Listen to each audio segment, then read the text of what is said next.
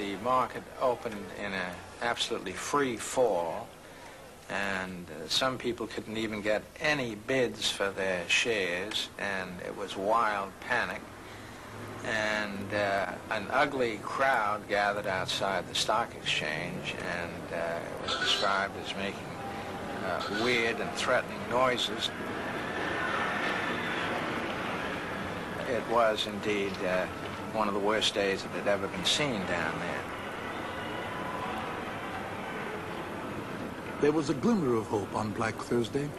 Directly across from the New York Stock Exchange was a low, stately building, the House of Morgan. 22 years earlier, J. Pierpont Morgan had stopped the panic of 1907. October 24th, high noon. All eyes were now on acting head Thomas W. Lamont. Tom Lamont called a number of the other bankers, like Charles Mitchell of the National City Bank, and people from the Bankers Trust, and the Albert Wiggin of the Chase Bank, and so forth. There were about a half a dozen of them there. And they were gathered together to really discuss what they could do to stem this tremendous onslaught of selling stocks on the stock exchange that was taking place.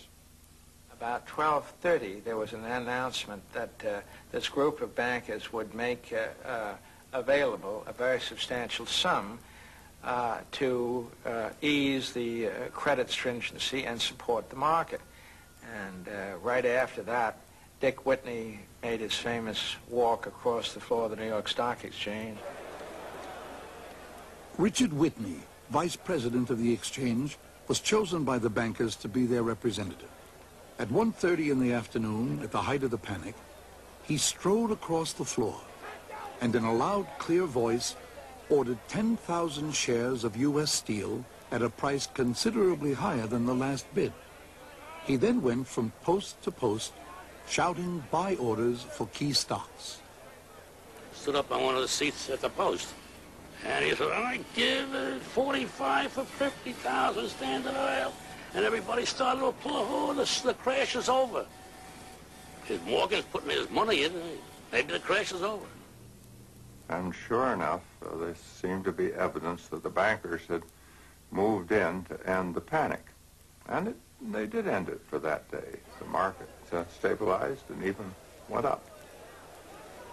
The New York Times said that thanks to the formation of this bankers pool, most observers felt that the panic and the great sell-off was over. And most people did feel that way. Tom Lamont felt that way. But Monday was not good. Apparently people had thought about things over the weekend, over Sunday, and decided maybe they might be safer to get out. And then came the real crash, which was on Tuesday. When the market went down and down and down without seeming limit. October 29th. Morgan's bankers could no longer stem the tide. It was like trying to stop Niagara Falls. Everyone wanted to sell. AT&T down 50%. RCA, once $110 a share, couldn't find buyers at 26.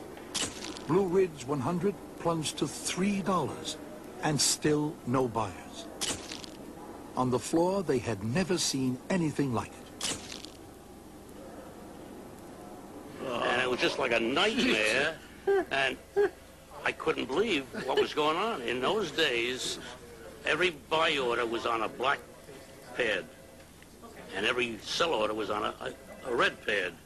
And all I saw was members running around with a fistful of red orders, just like chickens with their head cut off. They didn't know which way to run.